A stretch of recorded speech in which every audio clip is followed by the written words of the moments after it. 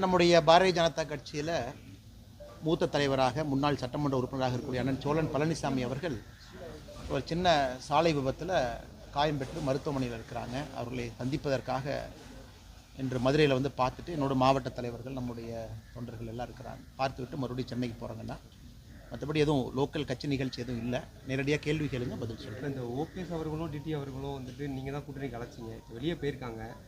திரும்ப வந்து டிடி மொழி கேள்வி கேளுங்க ராஜ். ஓபிஎஸ் அவர்களும் இவங்களும் கூட்டணியிலேருந்து வெளியே போயிருக்காங்க. மீண்டும் அவர்களை இணைக்கிறதுக்கு நீங்கள் எதுவும் முயற்சி பார்த்தீங்கன்னா உங்களுடைய தாட் என்ன சார்? திரும்ப அவங்களை இணைக்கணுன்ற ஒரு தாட் இருக்கா, இல்லை அது அவர்களுடைய முடிவு அப்படின்னு விட்டுறீங்களா? ஆனால் என்னை பொறுத்தவரை இரண்டு பேருமே என்டிஏ கூட்டணியில் இருக்க வேண்டும் என்பதை தொடர்ந்து நான் வலியுறுத்தி கொண்டிருக்கின்றேன். இரண்டு தலைவர்கள்ட்டையும் தொலைபேசியில் பேசுவதற்கு வாய்ப்பு கிடைக்கும் பொழுது நான் அதே தான் நான் சொல்கிறேன். ஆனால் டிடிவி அவர்கள்ட்ட குறிப்பாக நான் அதே கருத்தை நான் வலியுறுத்திக்கிட்டு இருக்கேன். முதல்ல இருந்து கொஞ்சம் பொறுத்திருப்போம். ஒரு முடிவு எடுத்திருக்கிறாங்க. எப்பொழுதுமே ஒரு முடிவெடுத்த பிறகு கொஞ்சம் காலம் கொடுத்தீங்கன்னா எல்லோருக்கும் அந்த டைம் வேணும் செட்டில் ஆகிறதுக்கு. ஏன்னா உடனடியாக ஒரு முடிவெடுத்த பிறகு அவர்களும் வருத்தத்தில் எடுத்திருப்பாங்க. அதனால் கொஞ்சம் பொறுத்திருப்போம், காலம் கனிந்து வரட்டும். அதுவரை எல்லோரும் எங்களுடைய முயற்சிகளை செய்து கொண்டே இருப்போம். தற்போது புதிய சர்ச்சையினால வந்து கிருஷ்ணசாமியும் ஜான் பாண்டியனும் வெளியே போகிற மாதிரி ஒரு சூழ்நிலை உருவாயிருக்கு. தொடர்ந்து என்டிஏலேருந்து வெளியே போகிற மாதிரி ஒரு சூழ்நிலை இருக்குது. நான் இது வந்து கிருஷ்ணசாமி அண்ணனாக இருக்கட்டும், ஜான் பாண்டியன் அண்ணனாக இருக்கட்டும், இருவருமே அவங்க கொடுத்துருக்கக்கூடிய பத்திரிகை குறிப்பை நான் பார்த்தங்கன்னா அவங்களுடைய தரப்புலேருந்து அவங்க கொடுத்துருக்குறாங்க. அதை பற்றி நான் இப்போ கருத்து சொல்ல விரும்பலைங்கன்னா, பாரதிய ஜனதா கட்சியோட நிலைப்பாடு உங்களுக்கு தெரியும். நம்ம எப்பொழுதுமே பசும்பன் முத்துராமலிங்க தேவர் ஐயா, தெய்வ திருமகன் அவர்கள் வந்து கடவுளாக நம்ம நினச்சிக்கிட்டு இருக்கிறோம், கூட இருக்கிறோம். எப்பொழுதும் அவருக்கு அந்த மரியாதை கொடுத்து கொண்டிருக்கின்றோம். நம்முடைய பாரத பிரதமர் நரேந்திர மோடி ஐயாவிலிருந்து தொடர்ந்து நீங்கள் பார்க்குறீங்க.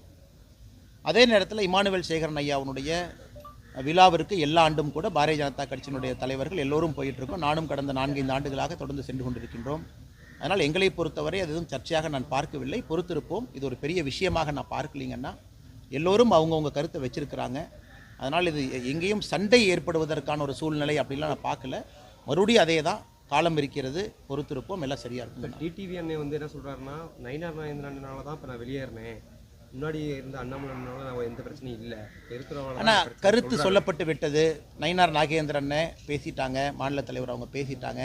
திரும்ப திரும்ப அதை நோண்டி இப்படி சொன்னாங்க அப்படி சொன்னாங்க அப்படின்னு நம்ம பேசுறது யாருக்குமே அழகல்ல. பிரச்சனை முடிஞ்சதுன்னு தான் நான் பார்க்குறேன். ஒரு கருத்து வச்சிருக்கிறாங்க, இன்னொரு பக்கம் கருத்து சொல்லியிருக்கிறாங்க. அதோடு முடித்து விட்டு அடுத்த வேலையை பார்க்க எல்லோருமே போகணும். நான் ஏற்கனவே சொன்னது போல் காலம் கனிந்து வரட்டும், கொஞ்சம் பொறுமையாக இருப்போம். இன்றைக்கே திரும்ப திரும்ப அதை நோண்டி குத்தி இப்படி சொன்னாங்க அப்படி சொன்னாங்க நீங்கள் என்ன சொல்கிறீங்க அப்படிங்கிறது அரசியலில் சரியாக இருக்காதுங்கன்னா, டிடிவி தினகரன் அண்ணனை பொறுத்தவரை நான் தொடர்ந்து சொல்வது இதுதான். ஒரு நல்ல தலைவர். என்டிஏ கூட்டணியில் 2024 வந்தாங்க. பாரதிய ஜனதா கட்சி தமிழகத்தை வழிநடத்தி கொண்டிருக்கக்கூடிய அண்ணன் நயினார் நாகேந்திரன் அவர்கள் எங்களுடைய தலைவர். அதனால் எங்கேயும் கருத்து வேறுபாடுகளுக்கு இடம் இருக்காது. பொறுத்துருங்க. இன்னும் 7-8 மாதம் இருக்கும்பொழுது இன்றைக்கே அவசரம் பண்ணணும். ஆளுங்கட்சியை பார்த்து ஆளுங்கட்சி வந்து தாவேக்காவை பார்த்து உச்சகட்ட பயத்தில் இருக்கு அப்படின்னு விஜய் சொல்லியிருக்காரு. திமுக அண்ணா, அதாவது இன்னைக்கு சகோதரர் விஜய் அவர்கள் கட்சி ஆரம்பிச்சிருக்கிறாங்க. மதுரை மண்ணில், இதே மண்ணில் வந்து இப்போ தான் மாநாடு நடத்தி முடிச்சிருக்கிறாங்க. ஆனால் ஒரு கவர்னன்ஸ் பாலிட்டிக்ஸ் அப்படிங்கிறது 24 மணி நேரம் செய்யக்கூடிய ஒரு வேலைங்கண்ணா. நீங்கள் அவைலபிளாக இருக்கணும். அது ஒரு முழு நேர வேலை. ஒரு முதலமைச்சராக, அமைச்சராக, சட்டமன்ற உறுப்பினராக, பாராளுமன்ற உறுப்பினராக, இல்லை கட்சியினுடைய தலைவராக 24 மணி நேரமும் களத்தில் இருக்கணும். இன்றைக்கி தமிழக மக்கள் என்ன எதிர்பார்க்குறாங்கன்னா, இன்றைக்கி தாவேக்கா நாங்கள் ஒரு சீரியஸான கட்சி, தமிழக மக்களுக்கு ஒரு மாற்றம் தரக்கூடிய கட்சின்னு அவங்க சொல்கிறாங்க அப்படின்னா, அதே வேகத்தை களத்தில் 24 மணி நேரம் பார்க்க வேண்டும் என்று நினைக்கின்றார்கள். சனிக்கிழமை மட்டும் நான் பிரச்சாரத்துக்கு வருவேன், சனிக்கிழமை மட்டும் மக்களை பார்ப்பேன், ஞாயிற்றுக்கிழமை மட்டும் மக்களை பார்ப்பேன், மற்ற திங்கள், செவ்வாய், புதன், வியாழன், வெள்ளி நான் பார்க்க மாட்டேன் அப்படிங்கிறது ஒரு புதிதாக வந்திருக்கக்கூடிய அரசியல் கட்சிக்கு ஒரு பொறுப்புமிக்க தலைவர் அந்த மாதிரி செஞ்சே கிட்டத்தட்ட டிசம்பர் வரைக்கும் நம்ம கொண்டு போயிட்டோம் அப்படின்னா மக்கள் வந்து டெஸ்ட் பண்ணுவாங்கண்ணா. இது எல்லாமே அதுக்கான காலம். இன்றைக்கி தாவேக்கா வந்து நாங்கள் திமுகவுக்கு எதிரி அப்படின்னு அவங்க பறைசாட்டுறாங்கன்னா, அந்த வேகத்தை களத்தில் காட்டும் பொழுது மக்கள் தான் மக்கள் நம்புவாங்க. இன்றைக்கி ஏன் திராவிட முன்னேற்ற கழகத்திற்கு மாட்டு தேசிய ஜனநாயக கூட்டணின்னு மக்கள் நம்புகிறாங்க, எதிர்பார்க்குறாங்கன்னா, இன்றைக்கி தலைவர்கள் ஃபுல் டைம் அவைலபிளாக இருக்காங்க. நம்ம எதிர்க்கட்சி தலைவராக இருக்கட்டும் முழு நேரம் ஒரு பக்கம் இருக்கிறாங்க. பாரதிய ஜனதா கட்சியினுடைய தலைவர்கள் முழு நேரம் அவைலபிளாக இருக்கிறாங்க. யார் வேண்டாலும் ஒரு பொதுமக்கள் யார் வேண்டுமானாலும் சந்திக்க முடியும். பாரதிய ஜனதா கட்சியினுடைய கூட்டங்கள் பார்த்தீங்கன்னா தினமும் நடக்கும். அதனால் தாவேக்காவை பொறுத்தவரை நான் வெளியிருந்து சொல்லுகின்ற கருத்து, நாங்கள் தான் மாற்று, நாங்கள் தான் எல்லாத்துக்கும் மாற்று, தமிழகத்திற்கு நாங்கள் தான் விடிவெளின்னு அவங்க சொல்ல வர்றாங்கன்னா, 7 நாட்களும் மாதத்தில் 31 நாளும் 30 நாளும் 24 மணி நேரமும் மக்களுக்கு அவைலபிளாக இருக்கும் பொழுது மட்டும்தான் ஏற்றுக்குவாங்க. கட்சியினுடைய தலைவரே நான் மக்களை பார்ப்பேன், ஆனால் வீக்கெண்ட் மட்டும்தான் பார்ப்பேன், நான் திங்கள்லேருந்து வெள்ளிக்கிழமை வரைக்கும் பார்க்க மாட்டேன்னா எந்த அளவுக்கு சீரியஸாக அவங்க அரசியல் களத்தையும் பாலிடிக்ஸையும் எடுத்துக்கிறாங்க அப்படிங்கிற கேள்விக்குறி மக்கள் வைக்கிறாங்க. அதனால் அதையும் பத்திரிகை நண்பர்கள் நீங்கள் கேட்க வேண்டிய கடமையும் கேள்வியும் உங்களுக்கு இருக்குது. அதையும் நீங்கள் அந்த தலைவர்கள் களத்துக்கு வரும்போது கேட்பீங்கன்னு நான் நம்புகிறேன். ஆனால் காவல்துறையை பொறுத்தவரை ஏதோ இவங்க மட்டும் காக்கைக்கு பொன் குஞ்சு நல்ல குஞ்சு தன் குஞ்சுன்னு சொல்கிற மாதிரி காவல்துறை வந்து தாவேக்காவை மட்டும் மறுத்தாங்க. நாங்களும் யாத்திரை செய்திருக்கின்றோம், காவல்துறையை மறுத்தாங்க. பல இடத்துல நீதிமன்றத்துக்கு சென்று பர்மிஷன் வாங்கிட்டு வந்தோம். இது தமிழகத்தில் வழக்கமாக நடக்கிறது தான். காவல்துறையை பொறுத்தவரை எதிர்க்கட்சியாக இருக்கக்கூடிய எல்லோருக்குமே அந்த மறுப்பு சகஜமாக வருது. ஏன்னா காவல்துறை சில இடத்துல நியாயமான காரணம் இருக்குது, சில இடத்துல நியாயமில்லாத காரணம் இருக்குது. நம்ம காவல்துறையை குறை சொல்வதை விட்டு சரி காவல்துறை அனுமதி கொடுக்கலன்னா கோர்ட்டுக்கு போய் அனுமதி வாங்கலாமே, யார் வேண்டான்னு சொன்னது? அதனால் திரும்ப திரும்ப காவல்துறையில் யாரோ ஒரு அதிகாரி அனுமதி மறுத்தாங்க, அதனால் பாருங்கள் எங்களை பார்த்து பயந்துக்கிட்டாங்க. மக்கள் தாவேக்காவை பார்த்து ஆதரவு கொடுப்பது அல்லது திமுக தாவேக்காவை பார்த்து எப்போ பயப்படுவாங்கன்னா 24 மணி நேரம் களத்தில் இருக்கும் பொழுது மட்டும்தான் அந்த எழுச்சி வரும். அதனால் இன்றைக்கி காரணத்தை திருப்பி காவல்துறையின் மீது காரணத்தை வைப்பது, இவர்கள் மீது காரணத்தை வைப்பது, நான் ஒரு அரசியல் பார்வையாளனாக, நானும் ஒரு அரசியல்வாதியாக, நானும் இந்த நாட்டினுடைய குடிமகனாக நான் அதை ரசிக்கலிங்கண்ணா. களத்தில் அக்ரெசிவாக 24 hours 7 நாள் இருங்க, 7 நாள் யாத்திரை பண்ணுங்கள். யார் வேண்டான்னு சொன்னது? காவல்துறை இங்கே அனுமதி கொடுக்கலையே, இன்னொரு அனுமதி இடத்துல வாங்குங்க. ஏன்னா இங்கே வர்ற மக்கள் என்ன வராமல் போயிடுவாங்களா? இங்கே நான் மக்களுக்கு ஒன்றுன்னு நினைக்கிறேன், இங்கே காவல்துறை அனுமதி கொடுக்கல, சரி சேலஞ்சு எடுத்துக்கங்க, 1/2 கிலோமீட்டர் தள்ளி வைங்க, மக்கள் அங்கே வரமாட்டாங்களா? இவ்வளோ தூரம் வந்த மக்கள் 1/2 கிலோமீட்டர் வந்து பார்க்க மாட்டாங்களா? அதனால் இதெல்லாமே ஒரு சாக்காகத்தான் நான் பார்க்குறேங்கன்னா, ஆக்டிவ் பாலிடிக்ஸ், சீரியஸ் பாலிடிக்ஸ் பண்ணுறவங்க முழு நேரம் களத்தில் இருக்கணும். அது மக்களுடைய அடிப்படை எதிர்பார்ப்பு.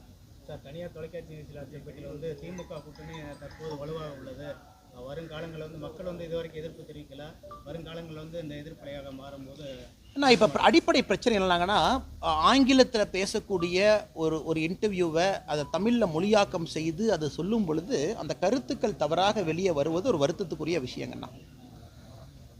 அது ரொம்ப துரதிருஷ்டவசமான விஷயம் கூட. காலையில் நான் சம்மந்தப்பட்ட நாளிதழுக்கு நான் அழைத்து பேசினேன், எடிட்டர் அவங்ககிட்ட பேசினேன், எல்லாத்துலேயுமே பேசினேன். அது சரி செய்வதாக கூட அவங்களும் முடிவெடுத்திருக்கின்றார்கள். காரணம் நம்ம ஆங்கிலத்தில் பேசும்பொழுது அது வரும். நம்ம சொன்ன கான்டெக்ஸ்ட்னா இன்றைக்கி அதை பற்றி நான் கவலைப்படலிங்கண்ணா. ஆன்டி இன்கும்பன்சிங்கிறது, அதாவது மக்களுடைய எதிர்ப்பு அலை என்பது நவம்பர் டிசம்பரில் நமக்கு தெரியணும், அதுதான் முக்கியம். ஏன்னா நீங்கள் எலெக்ஷனுக்கு ரொம்ப முன்னாடியே பீக் ஆகக்கூடாதுங்கண்ணா. மக்கள் எங்களுக்கு வந்துட்டாங்க, எல்லோரும் மாற்றம்னு சொல்லிட்டாங்க அப்படிங்கிறது பீக் ஆகக்கூடாதுங்கண்ணா. நீங்கள் அடிப்படையில் ஜனவரி பிப்ரவரியில் பீக் ஆகும் பொழுது தான் ஓட்டு போடும் நேரம் வரைக்கும் அதை கொண்டு போக முடியும். அதனால் எதிர்ப்பலை இன்றைக்கி இருக்கு, எதிர்ப்பலை இன்றைக்கி இல்லை, நமக்கு தேவையில்லாத பேச்சு. ஏன்னா இன்றைக்கி அரசியல் இதே என்ன ஆரம்பிக்கலை.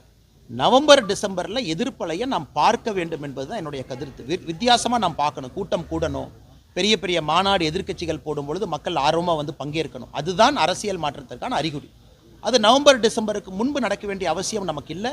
அது நவம்பர் டிசம்பரில் நடக்கும். அதை நோக்கி தான் எல்லாரும் பயணம் பண்ணுறாங்க. ஒரு யாத்திரை நடத்துகிறாங்க, அனைத்து இந்திய அண்ணா திராவிட முன்னேற்ற கழகம், அதை நோக்கி போகிறாங்க. பாரதிய ஜனதா கட்சியினுடைய பூத் கமிட்டி கூட்டங்கள் முடிந்து மண்டல மாநாடு, அதை நோக்கி நம்ம போகிறோம். நம்முடைய கூட்டணி கட்சி நண்பர்கள் எல்லோரும் நவம்பர் டிசம்பர் ஜனவரி நோக்கி போகிறாங்க. அண்ணன் ஜான் பாண்டியன் அவர்கள் சமீபத்தில் திண்டுக்கல் ஒரு மாநாடு நடத்தியிருக்காங்க, அதை நோக்கி போகிறாங்க. அதனால் எனக்கு விசிபிளாக கேட்டிங்கன்னா நவம்பர் டிசம்பரில் பெரும் பொதுக்கூட்டங்களில் சாதாரணமான பொதுமக்கள் கட்சி தொண்டர்களை தாண்டி ஆர்வமாக பங்கேற்க ஆரம்பிக்கும் பொழுது அரசியல் மாற்றத்துக்கான அறிகுறி தெரியும். அதனால் இது புது ஸ்டைல் எப்படின்னாங்கன்னா, நாம் ஒன்று பேசுவோம், அதை ஏதாச்சும் ஒரு பத்திரிக்கையில் அவங்க மாற்றி போட்டுருவாங்க அல்லது வேறு மாதிரி போட்டுருவாங்க. அதை வச்சு 4 பேர் கேள்வி கேட்பீங்க, அதுக்கு நாம் ஒரு எக்ஸ்ப்ளனேஷன் கொடுப்போம். இது தமிழ்நாட்டில் ஒரு புது ட்ரெண்டாக உருவாகிட்டு இருக்குங்கண்ணா. அதனால் சம்மந்தப்பட்ட பத்திரிகையின் மீது எனக்கு பெரும் மதிப்பு இருக்குது.